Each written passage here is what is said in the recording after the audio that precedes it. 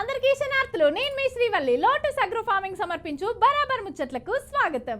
Lotus agro farming మీ చిన్న పెట్టుబడి కోట్లు కురిపిస్తుంది. ఇక ముందుగాల తలకాయ వార్తలు చూద్దాం. అటెనక వార్తలకు పోదాం.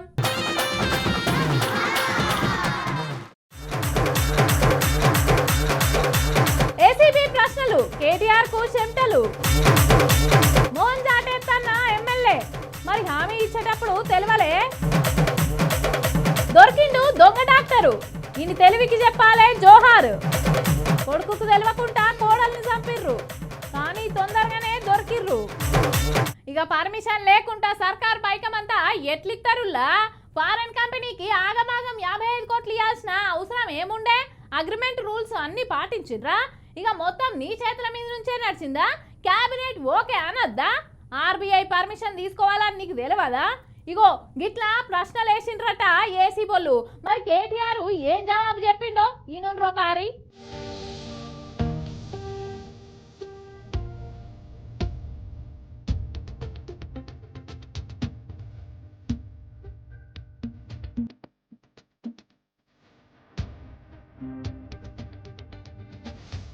కార్ రేసు కేసులో కారు పార్టీ మెంబర్ కేటీఆర్ను దాదాపు 7 గంటలు అంటే పొద్దుగాల 10:30 నుంచి సాయంత్రం 5 గంటల దాకా పగటీలు బువ్వ తినేతందుకు 1:30కు జర్రంతసేపు విరామిచ్చి పసిరల మీద పసినలేసిండ్రు ఏసీ వాళ్ళు. ఇక పొద్దంతా కార్ రేసు కేసు విచారణ టాప్ గేర్ల నడిచినా గానీ ఆఖరికి సందకాడి ఇడిచిపెట్టిండ్రులా. కేటీఆర్ సారు హైకోర్టులా క్వాష్ పిటిషన్ ఎత్తే గా పిటిషన్ కోర్టు వెనుకకు పంపే వరకల్లా దేశంలో ఉన్న పెద్ద కోర్టు సుప్రీంకోర్టులో కూడా గదే పిటిషన్ వేసిండు. గా పిటిషన్ ఈ నెల 15వ తారీఖున విచారణ చేస్తానన్నది సుప్రీంకోర్టు.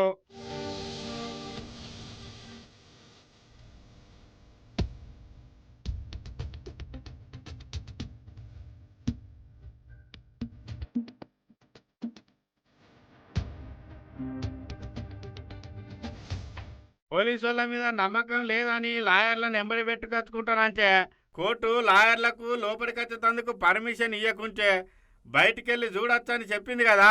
అగో గందుకనే సీనియర్ లాయరు రామచంద్రరావు సారు కిటికీలకెళ్ళి ఎంక్వైరీ ఎట్లెట్ల నడుస్తుందని తొంగి తొంగి చూసిండు. ఇక కేటీఆర్ అన్నతోని ఐఏఎస్ అధికారి అరవింద్ సార్ను కూడా ఏసీ వాళ్ళు ఎంక్వైరీలా ఆయనను కూడా గివ్వే ప్రశ్నలు అడిగినరట.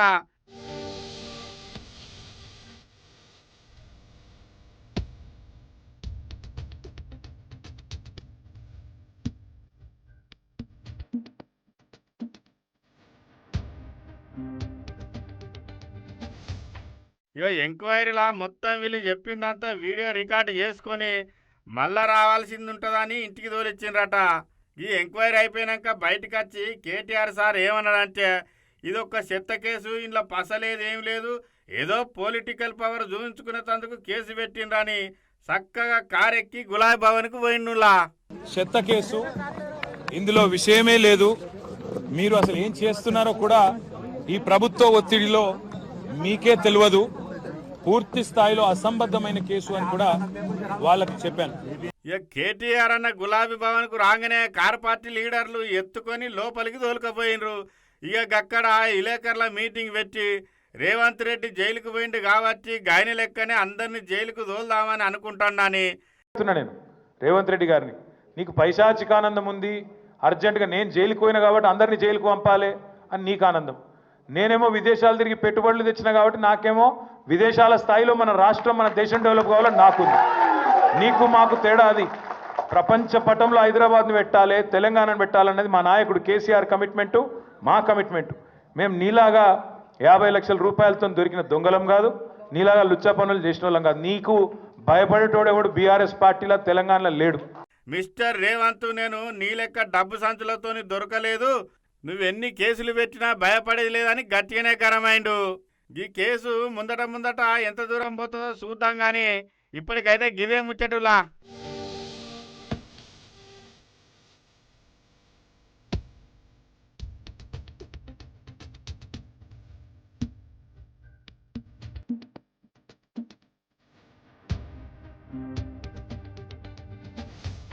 ఎన్నికలలో గెలవనికి లీడర్లు తీరొక్క వేషాలు వేసి పబ్లిక్ దగ్గరికి పోయి ఇష్టం వచ్చిన హామీలు అన్ని ఇస్తారు. ఇక పబ్లిక్ నమ్మి ఓట్లేసి గెలిపించినాక జాడ పత్త కనబడది.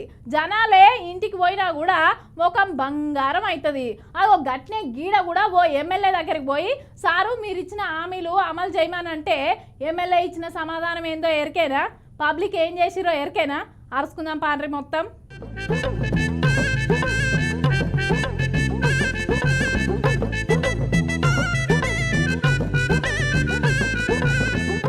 నరం లేని నాలికే ఎటు పడితే మాట్లాడుతుంది అన్నట్టు ఓట్ల ముందట రాజకీయ నాయకులు ఇచ్చే హామీలకైతే అడ్డు అదుపుండదులా. ఇగో గట్లనే వికారాబాద్ జిల్లా పరిగి నియోజకవర్గంలో ఉన్న పరిగి ఎమ్మెల్యే టి రామ్మోహన్ రెడ్డి అన్న కూడా ఎన్నికల ముందు హామీలు ఇచ్చి ఇప్పుడు పత్తకు లేడని ఏకంగా ఇంటికచ్చే కూర్చున్నారు ఆశా వర్కర్లు.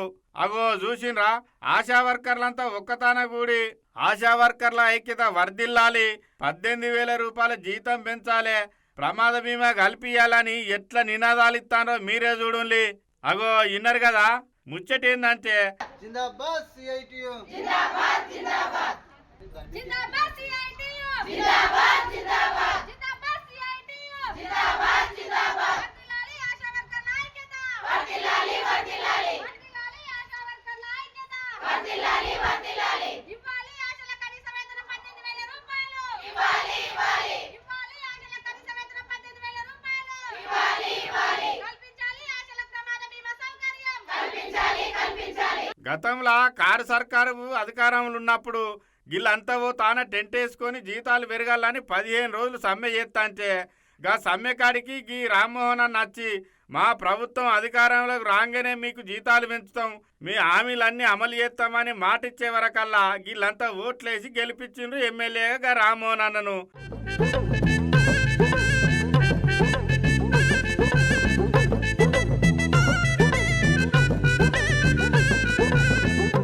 ఇక సీన్ కడి చేస్తే ఆయన గెలిచి ఎమ్మెల్యే అయ్యిండు కానీ ఓట్లేసిన వాళ్ళు అయితే గిదే రోడ్న పడి ధర్నా చేస్తాను. ఇప్పటికి కూడా ఎమ్మెల్యే సార్ను కనీసం కలిసి వినతి పత్రం అన్నా ఇద్దామని ఇప్పటికే 2 మాటలు పోయినా కూడా సారు ముఖం బంగారం అవుతుందా అని గింత మోసం చేస్తాడా అని గట్టిగానే గరం అవుతాండ్రు ఆశా వర్కర్లు.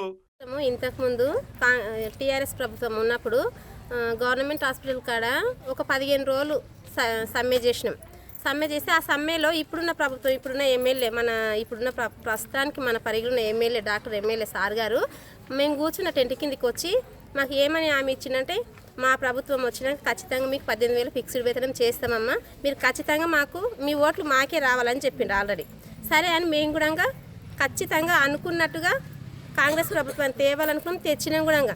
అసలు ఆశా వర్కర్లు కానీ అంగన్వాడీ టీచర్లు కానీ రోడ్డెక్కిన ప్రతి ఒక్క మహిళ ఖచ్చితంగా కాంగ్రెస్ ప్రభుత్వానికి ఓటేసి మరీ గెలిపించింది. సరే ఈరోజు గెలిపించిన దానికి ఆశా వర్కర్లని గీడికి 2వసారి ఎమ్మెల్యే ఇల్లు ముట్టడి చేయడం మేము. కానీ ఏ ఒక్క రోజు కూడా మాతో కలిసి మేము ఇచ్చిన వినతి పత్రం ఆయన చేతికి తీసుకోవడం లేదు. ఒడ్డెక్కేదాకా ఓడమల్లన్న, ఒడ్డెక్కినాక బోడమల్లన్న అన్నట్టే ఉన్నది కదా ఎమ్మెల్యే రామ్మోహన్ అన్న తీరాని అనుకో వట్టినికి ముచ్చట తెలిసిన జనాలు.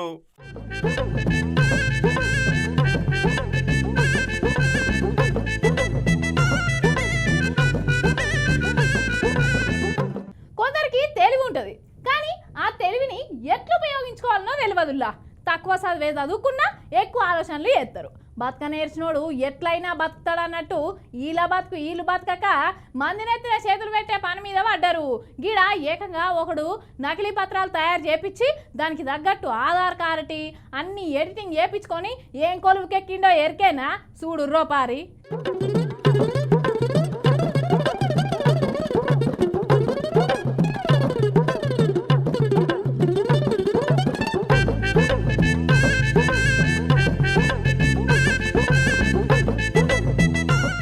బతక నేర్చినోడు ఎట్లయినా బతుకుతాడు అన్నట్టు గిడ బతక నేర్చినోడు వాడు డాక్టర్ అయ్యిండు. డాక్టర్ అంటే చదువుకొని సర్టిఫికెట్లు సంపాదించి పని నేర్చుకొని కాదుళ్ళు, మంది సర్టిఫికెట్లను ఫోటోషాప్ లో ఎడిటింగ్ చేసి ఈయన పేరు మీదకి మార్చుకున్నాడు.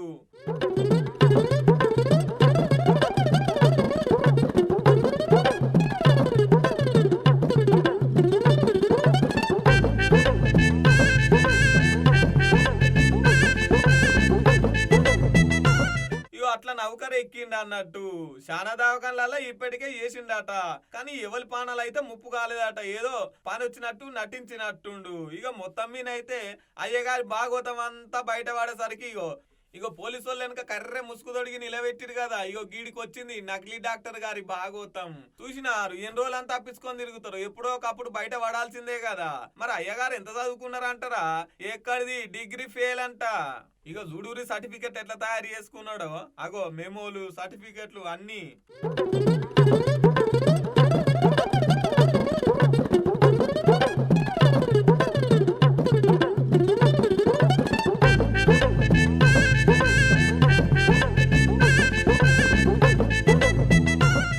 పేరు ముల్కల రవీందర్. మంచిర్యాలలో ఈ ముచ్చట వెలుగులోకి వచ్చింది అన్నట్టు.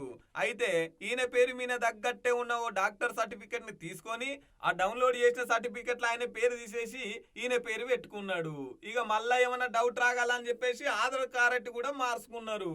ఇగేముంది SICI మొత్తం ఎంక్వైరీ చేస్తే కథ అంతా బయటపడ్డది. ఇగో చూడురి, ల్యాప్టాప్, ఫోను, ఆధార్ కార్డు, ఇగో నకిలీ సర్టిఫికెట్లు. అమ్మో, ఈ తెలివి నిజంగా చదువుట్లుంటే బాగుపడదు గారా నాయన.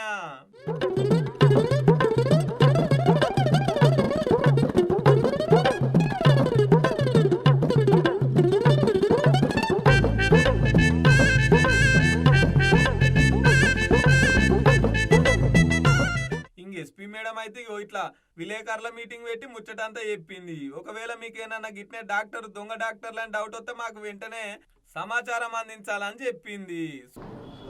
ఎల్ రవీందర్ రెడ్డి అనే పేరుతో ఉన్న వ్యక్తి అక్కడ ఫేక్ డాక్టర్గా చలామణి అవుతున్నాడు.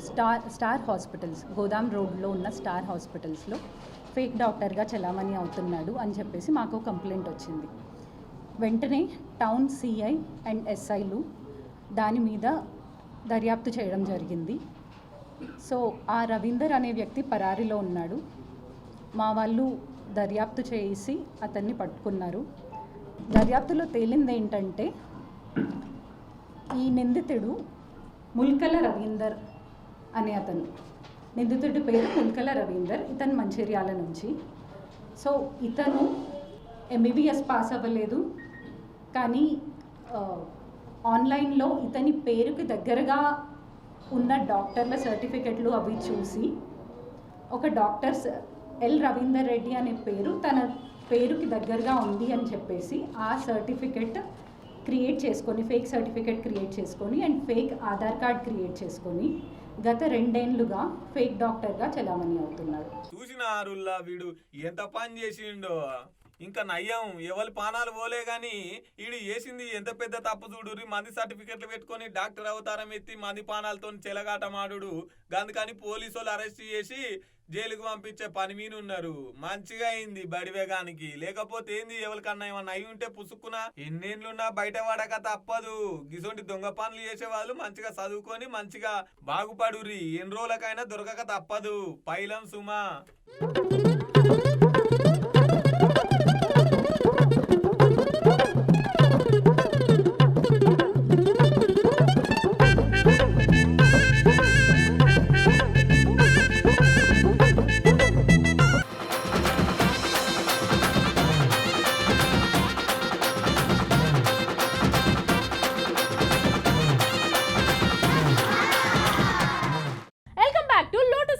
సమర్పించు బరాబర్ ముచ్చట్లు. ఇల్లు వాకిలి కుటుంబం అంతా ఇడిచిపెట్టుకొని అత్తగారి ఇంట్లో అడుగు పెడతారు ఆడపిల్లలు. ఇక గసొంటి అత్తగారిల్లే వాళ్ళకు పుట్టినిల్లు కంటే ఎక్కువ. అత్తమామే తల్లిదండ్రితోని సమానం. కానీ గీడో తాన కోడలను బిడ్డ లెక్క చూసుకోవాల్సిన వాళ్ళే కొడుకు తెలియకుండా ఎంత దారుణాన్ని కొడిగొట్టిర్రో చూసిర్రా. ఉల్లా అటెనక ఎంత డ్రామా నడిపించిర్రో ఎరికేనా? చూడుర్రో పారి.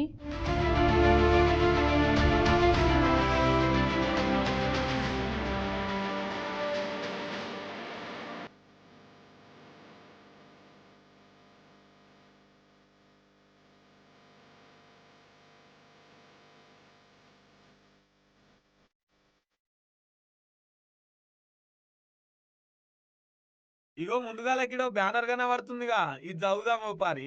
ఇడ ఒక అక్క ఫోటో వేసి ఈ అక్క పేరు ముడాబాద్ ధోలి, ఏజ్ 36 దాకా ఉంటదట. ఇక ఊరు రామంజపూరు, మండలం శంషాబాదు, రంగారెడ్డి జిల్లా. ఇక అట్నే ఫోన్ నెంబర్ కూడా పెట్టిర్రు. కనబడ్డోళ్ళకి నన్ను పైసలు ఇస్తాం జర ఈ నెంబర్లకు ఫోన్ చేయరని. ఈ అక్క కనబడతలేడని అక్కోల పైన వీటి పోలీస్ స్టేషన్ లో పోయి కూడా కంప్లైంట్ చేసిండు. ఇది ఇప్పుడు జరిగిన ముచ్చట కాదు, 2 నెలల క్రితం. కానీ ఇప్పుడు వచ్చిన ముచ్చట ఏంటంటే ఈ అక్క నిజంగానే కనబడకుండా పోయిందంటే నిజంగానే ఈ భూలోకాన్ని విడిచిపెట్టిపోయింది. మరి గంత దారుణం చేసింది ఎవరో కాదు, వాళ్ళ అత్తమామేనట. అగో పోలీసులు అందరు షాక్ అయ్యే నిజాల్ని బయట పెట్టిర్రు. ఇక చూడు రీడా జేసీబులు ఇటాచీలు ఎట్లా తవ్వుతున్నాయో గీనేనాట ఈ అక్కని పాతి పెట్టింది. ఇక ఏమైందో ఎట్లయిందో గాని మొత్తం మీద అయితే కోడల్ని కడదేర్చిన అత్త మామ అని ఎడ్డింగ్ మీద రాసి వార్తలకు పేపర్లకు వచ్చే పని చేసుకున్నారు. నాకు ఫోన్ చేసి మా బావ చెప్పిండు, ఇట్లా అంటున్నాడు, ఏదో డౌట్ ఉన్నట్టు ఉందంట, ఒకసారి నువ్వు కూడా మాట్లాడని చెప్తే నేను ఫోన్ చేసి మాట్లాడినా. మా అక్క కొడుకు ఫోన్ చేసి మాట్లాడితే అతను చెప్పిండు, ఇక్కడికి వచ్చినట్టుంది మా మమ్మీ ఇక్కడికి వచ్చినట్టుంది, వీళ్ళు ఏదో దాస్తున్నారు, వీళ్ళు చెప్పట్లేదు, ఇక్కడికి రాలేదని అంటున్నారు, కానీ ఏదేదో ప్రవర్తనలు చేస్తున్నారు వీళ్ళు, అన్నీ ఏవేవో దాపెట్టేస్తున్నారు, అన్నీ అక్కడ గుడికి వెళ్దాము, మనం నిద్ర చేద్దాము, మేము జైలుకి వెళ్తామేమో, మీరు ఏమైపోతారు అని వాళ్ళకి ఏదేదో చెప్తున్నారంట. అక్కడ కెమెరాలు ఉన్నాయి, ఆ కెమెరాలు మనకి ఇక్కడ ఫోకస్ చేస్తాయా అవి ఇవి అని ఏవో డౌట్స్ చెప్తే వానికి డౌట్ వచ్చి మాకు చెప్పిండు. మాకు చెప్పే వరకు మేము మార్నింగ్ వెళ్ళి వాళ్ళిద్దరిని వాళ్ళ తమ్ముడిని వాడిని ఇద్దరిని తీసుకొచ్చి మేము అడిగినాం, ఏం జరిగిందిరా నిజంగా చెప్పండి, మీ అమ్మ అక్కడికి వచ్చిందా రాలేదా ఏంటి క్లారిటీగా చెప్పండి అని చెప్తే వాళ్ళ చిన్న కొడుకు, మా అక్క చిన్న కొడుకు చెప్పిండు, మా అమ్మ ఇక్కడికి వచ్చింది, మా నాయనమ్మ మాట్లాడింది, మా అమ్మ వాళ్ళిద్దరు మాట్లాడి నీకు మళ్ళీ శంషాబాద్లో డ్రాప్ చేస్తాపా అని మా అమ్మమ్మ తీసుకొని వెళ్ళింది. మా తాత మా అమ్మమ్మ ఇద్దరు కలిసి తీసుకొని వెళ్ళి మళ్ళీ ఇక్కడ మీ మమ్మీ వచ్చిన విషయం ఎవరికి చెప్పకు, నువ్వు చెప్తే మనందరినీ జైల్లో వేస్తారు, మనం ఇక్కడికి వచ్చిన విషయం మనకు అందరికీ పట్టుకుంటారు పోలీసు వాళ్ళు, ఎవరికి చెప్పకు, ఒకవేళ చెప్తే నీకు చంపేస్తా అని చెప్పి బెదిరించింది. ఆమె బెదిరడం వల్ల వాడు చెప్పలేడు. నిన్న మేము అడగంగా వాడు నిన్న చెప్పేసరికి మేము పోలీస్ వాళ్ళ దగ్గరికి తీసుకెళ్ళి వాళ్ళను స్టేట్మెంట్ ఇప్పించి అక్కడ నుంచి కానిస్టేబుల్ని తీసుకొని ఇక్కడ సాతంరాయ్ దగ్గరికి వచ్చి వాళ్ళని విచారిస్తే వాళ్ళు అప్పుడు ఒప్పుకొని ఇక్కడికి వచ్చింది, కానీ నేను మళ్ళీ తీసుకెళ్ళి శంషాబాద్లో డ్రాప్ చేసిన అని చెప్పింది. ఆమె అబద్ధం చెప్పింది. ఇంకా నేను చంపినా అది ఇది అని ఎట్లాంటి ఏం మాటలు చెప్పలేదు. తర్వాత సార్ వాళ్ళు విచారించే వరకు ఈరోజు మార్నింగు చంపేసి అక్కడ డెడ్ బాడీ అక్కడ పాతి పెట్టినా అని క్రైమ్ సీన్లో చూపించింది. అది ఇక వాళ్ళే ఆగమైతురాట. నిద్ర పోదామిడ తానాలు చేద్దామని చెప్పేసి ఏవేవో మాట్లాడుకుంటే ఇక వీళ్ళకి డౌట్ వచ్చిందట. మొత్తం మీద పోలీసు వాళ్ళు అయితే ఇక ఎన్ని రోజులు ఆగుతుంది చెప్పురి, పోలీసు వాళ్ళు మొత్తం బయటకు గుంచేసరికి తీగలాగితే డొంక కాదిలినట్టు ఇలా బండారం అంతా బయట పడ్డది. ఇక ఆ శవాన్ని వెతికి తీసే పని మీద పడ్డారు పోలీసు వాళ్ళు. అయితే చూసినారుల్లా ఏం జరిగింది అసలు. ఆ రోజు మా మమ్మీ వచ్చిన తర్వాత అడిగింది, ఎందుకు వచ్చినావు అంటే ఇక మా డాడీ సతాయి పోయి తీసుకోవద్దామని చెప్పింది.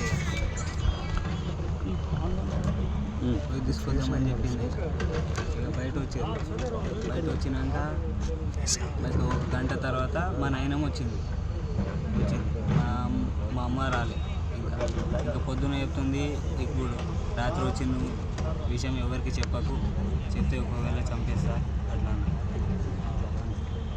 ఎక్కడి కాలం ఏం కాలం, కొడుకు తెలవకుండా కోడల్ని చంపి కొడుకుతో పాటు ఏం తెలియనట్టే శవాన్ని వెతికే కనబడటలేదు అని చెప్పేసి పోస్టర్లు వేసి వీళ్ళు కూడా నమ్మించే పని మీద పడ్డారు.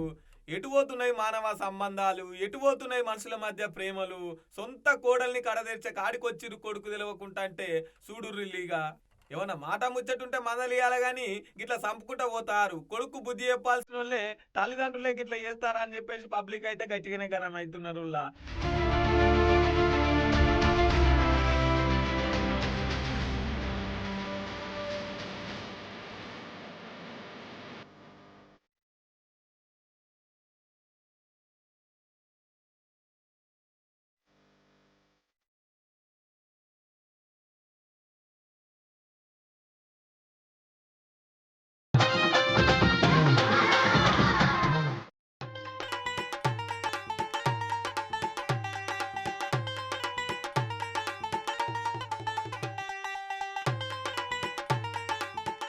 ఇగో చుట్టూ ఆడోళ్ళు ఉన్నారు, మధ్యలో పాడగచ్చి శవాన్ని వండబెట్టినట్టే ఉన్నది, కొంతమంది ఏడుస్తున్నారు. అరే ఏది మంచిగా చూడురి, అగో కొంతమంది నవ్వుతున్నారు. పక్క పొంటేమో మాలమాదిగ శవాల్ని ఏడబూడ్చాలనే బ్యానర్ కట్టిర్రు. ఏంది కావచ్చు ముచ్చట, ఏదికి అన్నను అడుగుదామో పారి, చెప్పన్న ఏమైందో.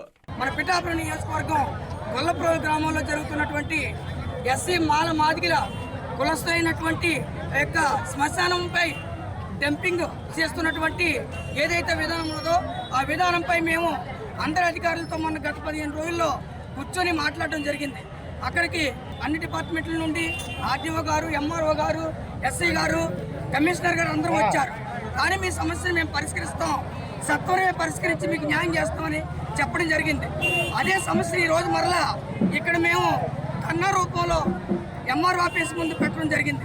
ఈ సమస్యను రేపు మేము తీవ్రతరం చేయకుండా శ్మశానాన్ని మీకు అప్పగిస్తామని డిప్యూటీ సీఎం గారు సమక్షంలో మీకు అప్పగించి మీకు యొక్క శ్మశానానికి సంబంధించింది 4 వైపులా గోడ నిర్మించి ఆ యొక్క ఈ మట్టితో ఎత్తి చేసి మీకు ఇస్తానని హామీ ఇవ్వడం జరిగింది. అయితే ఏంటంటే పిఠాపూర్ నియోజకవర్గం కాకినాడ జిల్లా గొల్లపురం కాడ మాలమాదిగలు శవాల్ని పాతి పెట్టే శ్మశాన వాటికల ఆడికి తీసుకొచ్చి డంపింగ్ ఆడి పెట్టిర్రట. ఇక చూడురి, అవు ఈడ డంపింగ్ ఆడి పెడితే మరి మా శవాల్ని ఏడ పాతి పెట్టుకోవాలి, మా స్థలాన్ని మాకు అప్పగియాలని చెప్పేసి జాతీయ రహదారి దగ్గర ఇగో గిట్ల ధర్నాలు చేస్తున్నారు దళిత సంఘాల ఆధ్వర్యంలో.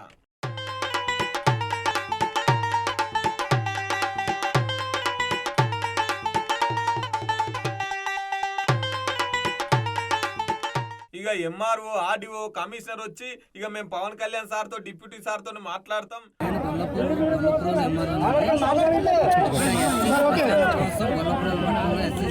కోసం గ్యాదర్ అయిన అందరూ ఎస్సీ కులస్తులు, మాదిగ అందరు కులస్తులకు, మీడియాకు నమస్కారం అండి. ఇప్పుడు ఏదైతే గత 12-15 సంవత్సరాల నుంచి మీరు డంపింగ్ యార్డ్ సమస్య ఉందని అంటున్నారో, నేను ఈ మధ్యన వచ్చాను ఎంఆర్ఓగా, గత 3-4 నెలలు అయింది. ఈ సమస్య పాతదైనప్పటికీ ఇప్పుడున్న పరిస్థితులన్నీ నేను పై అధికారులు వివరించి మీకు న్యాయం జరిగేలాగా చూస్తానండి. అట్లనే మీకు చుట్టూ గోడ కట్టించి మీ స్థలాన్ని మీకు అప్పగిస్తాం అని చెప్పి మాట ఇచ్చేసరికి చిన్నగా వీళ్ళు ధర్నా విరమించుకుంటుర్రు అన్నట్టు.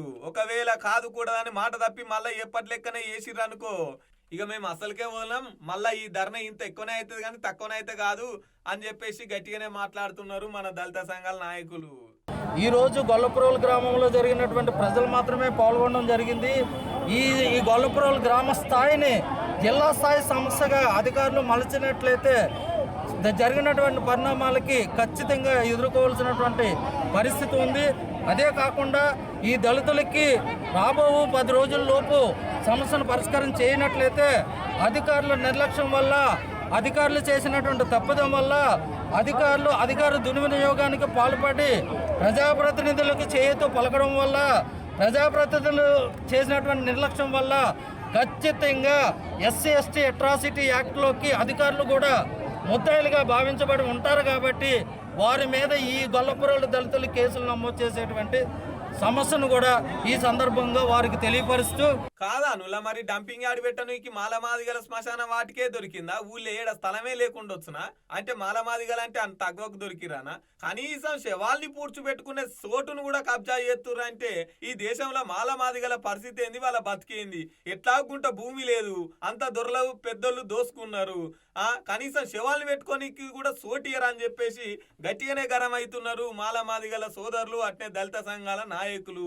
ఇక చూడాలి మరి మాలమాదిగల శ్మశాన వాటికల పెట్టిన డంపింగ్ యార్డ్ని తీసేసి వాళ్ళ స్థలాన్ని వాళ్ళకి అప్పగిస్తారా, లేకపోతే ఇంకేమవుతుందో మళ్ళొక పరి చెప్పుకుందాం.